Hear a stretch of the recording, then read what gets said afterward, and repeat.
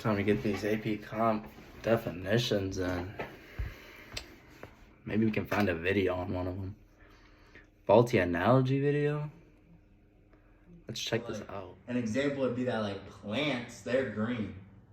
And photosynthesis occurs to them. They photosynthesize, so if I painted myself green, then I would attract more energy from the sun. Yeah, just one more, just to clear it up. Okay, so you could be like, there's no differences between soccer and tennis. Because they both play with one ball, Right. and it's a Like rectangle. basketball. Yeah, it's a rectangle, it has one ball, but there is differences. I don't think that one is very good. Maybe we can find another one. Faulty analogy video part 2. Let's check this one out. What's up, T?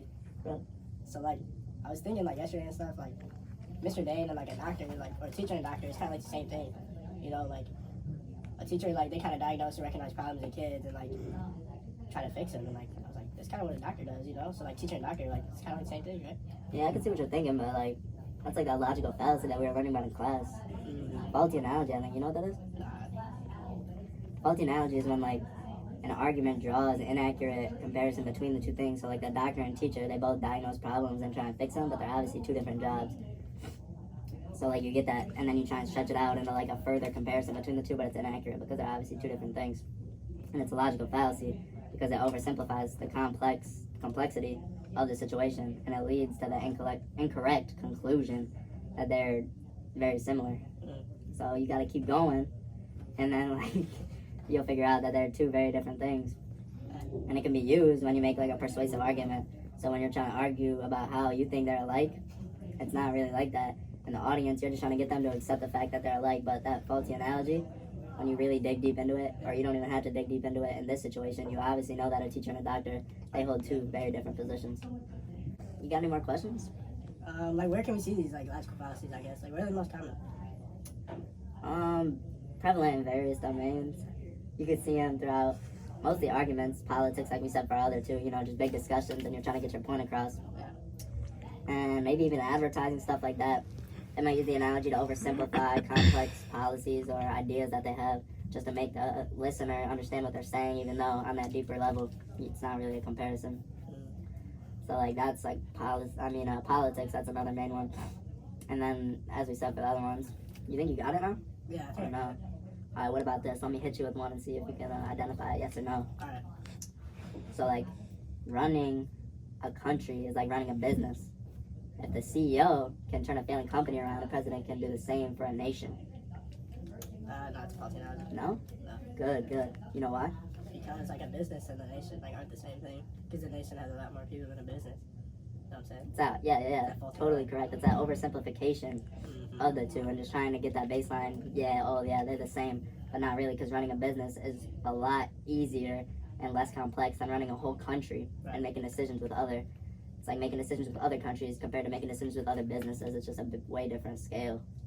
And you might not think about that. Right. That definitely could have went over my head though. Yeah, that's what it is. It's what it is in politics and stuff, you know, just trying to get over the head and compare the two, but it's that deeper knowledge of the two. Right. So yeah, I think you got it done for sure. All right, thanks, bro. Okay, that one was a little better, even though the quality wasn't the best. But now I understand what the faulty analogy is. I wonder if there's any more videos that we can watch. Hasty generalization. Maybe that should be a good one to touch up on.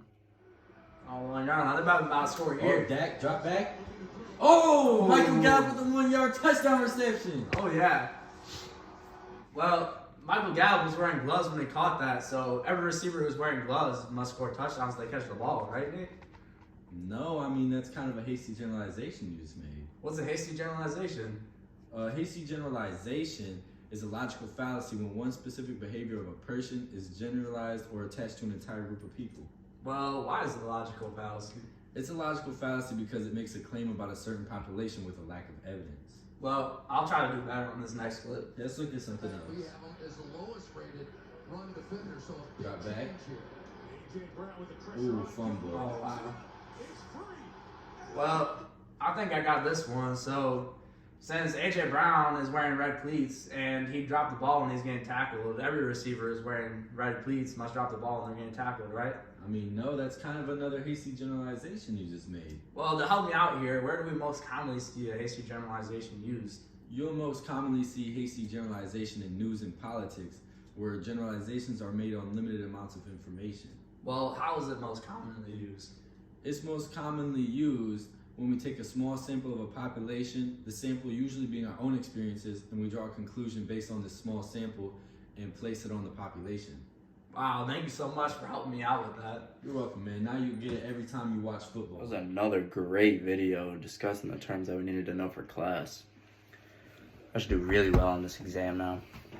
Hopefully see you next time if I find any more videos.